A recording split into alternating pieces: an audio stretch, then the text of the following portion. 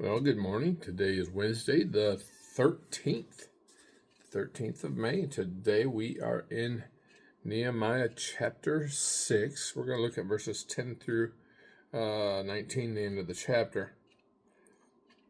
And this is right after Sanballat, Tobiah, and Geshem, the Arab, tried to lure Nehemiah out of the city to meet with him, but they meant to kill him or cause him harm.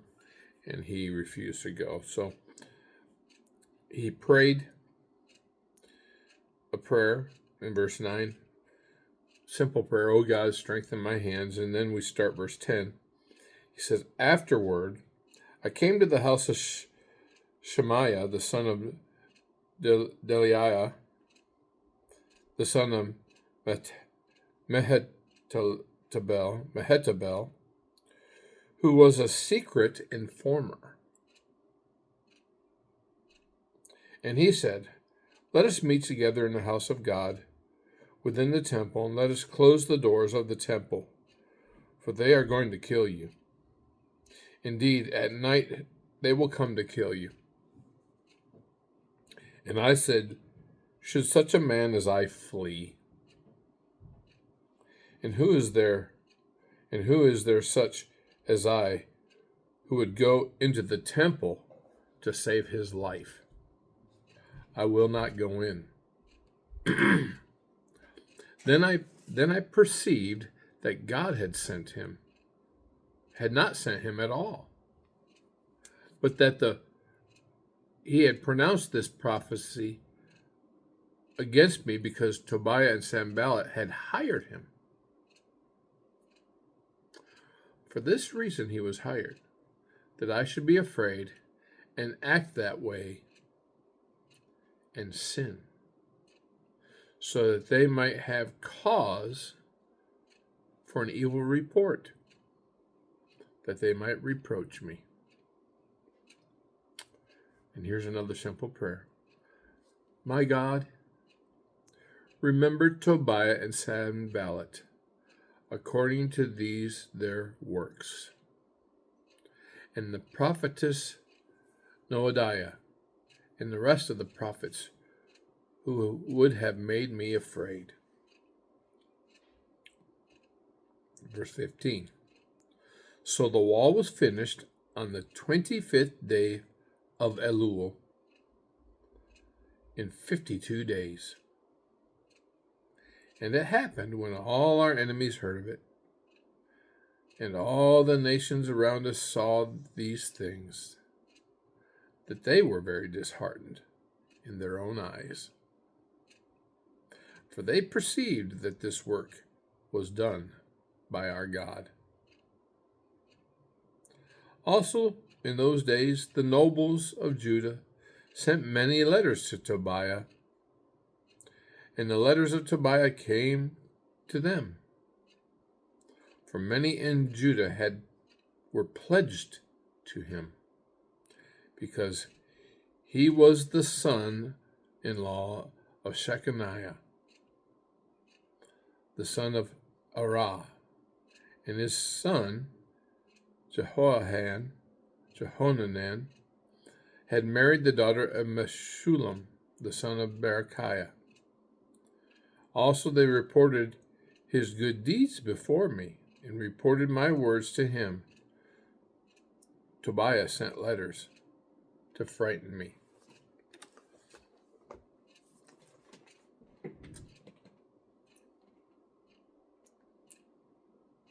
Intimidation, fear. This is spiritual warfare, but it's fleshed out through these characters. As we read this, we understand that opposition comes through people, but behind it, there's a spiritual element. And we see it in life.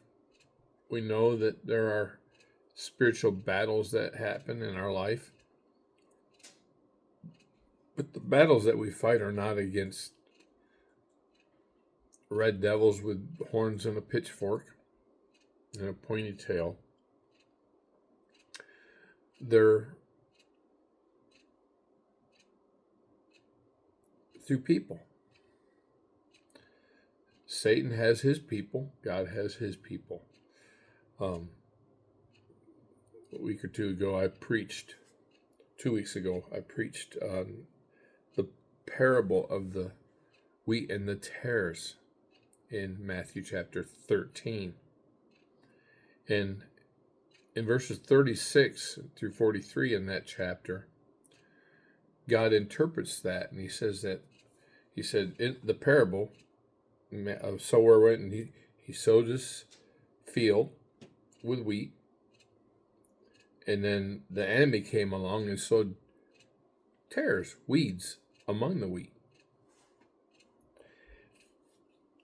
And in verses 36 through 43, Jesus interprets that parable for his disciples, and he says,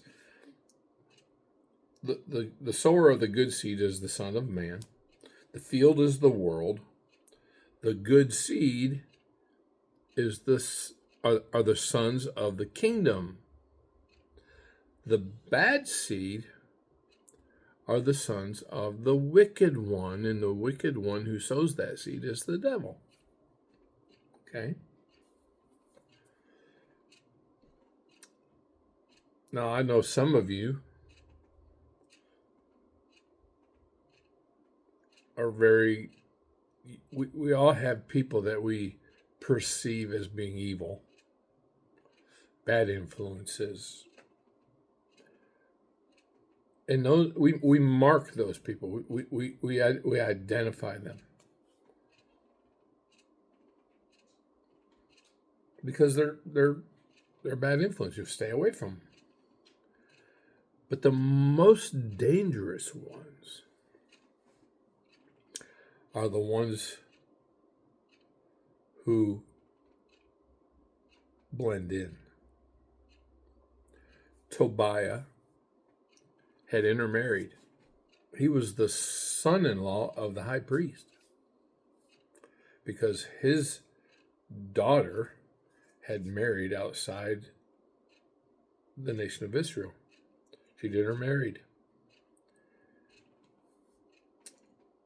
Now, in those days, there would have been, there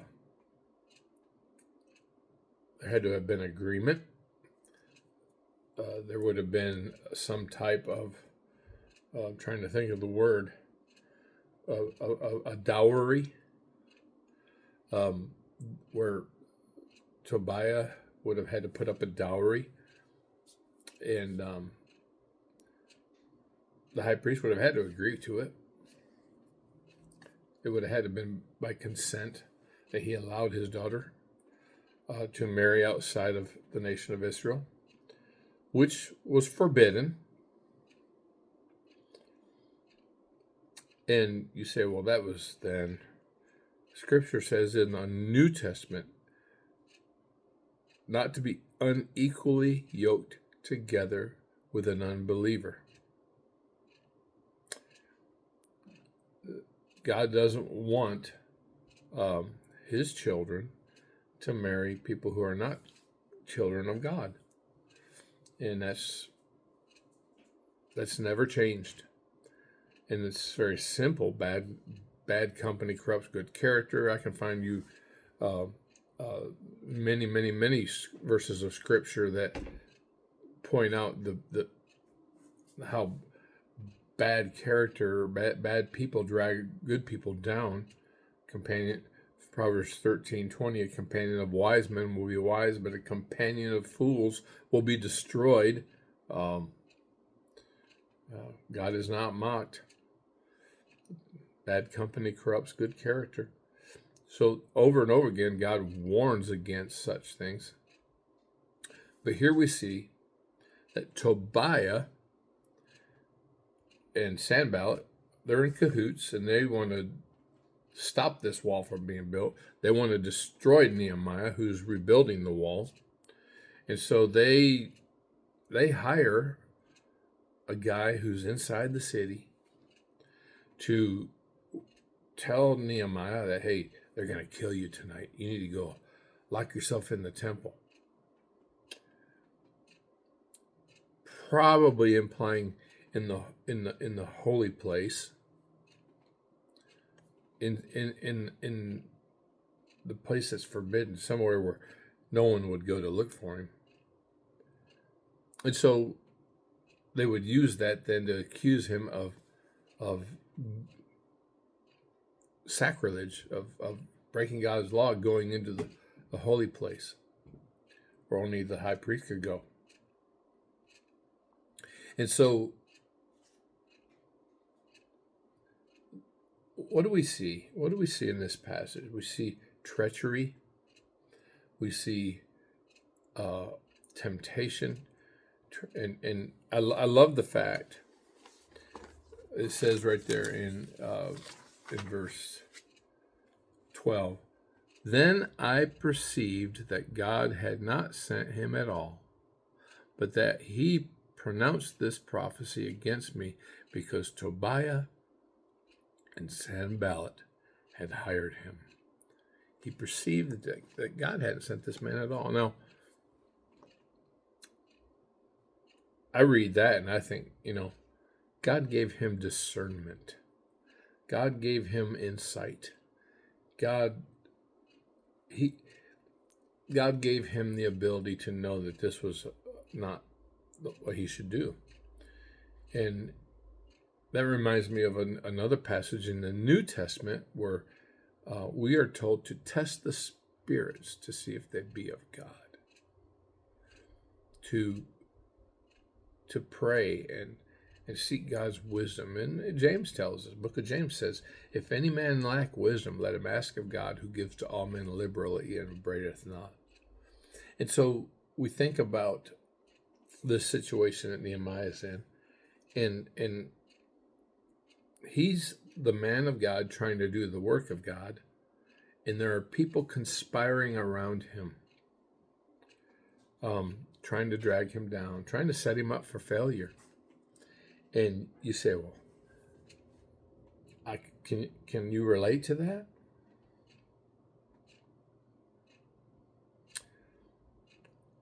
And here's the sad part, is Tobiah has influence and it says all the tribes, all the nobles of Israel had pledged themselves to Tobiah. He was a man of influence. And people owed him favors. And so by that, by that family connection, he had gotten his foot in the door of influencing the leaders of Israel. So what can we learn from this? The last words we read in chapter 6 were, Tobiah sent letters to frighten me. Intimidation. Threats.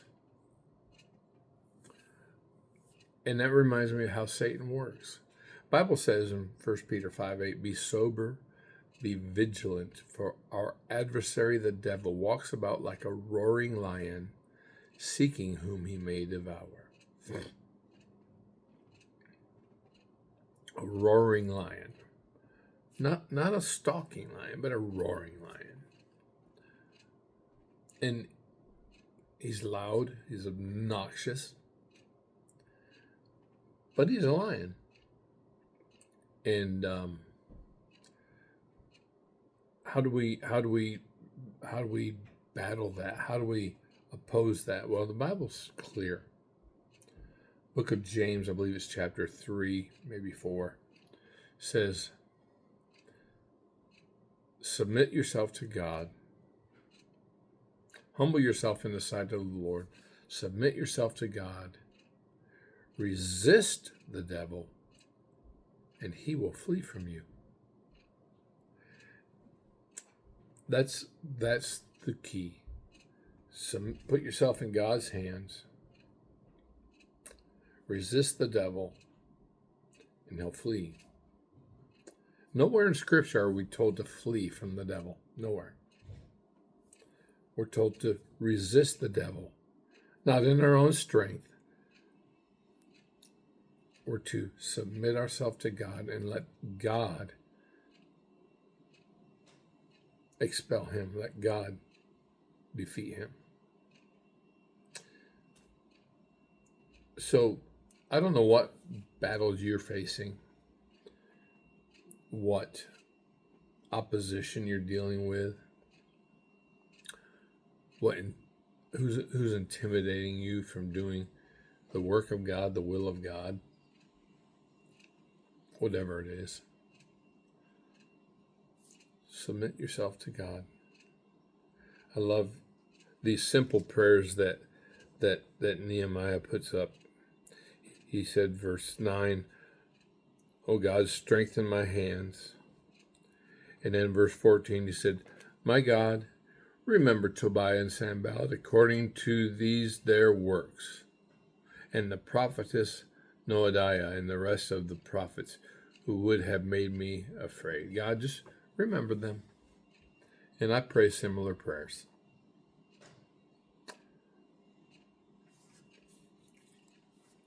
God will deal with people. God's going to deal with Sanballat and Tobiah. And he'll deal with your enemies as well that persecute you or give you or have been unjust to you. God keeps score. That's all I have for today. I hope you have a blessed day, and we'll see you again tomorrow.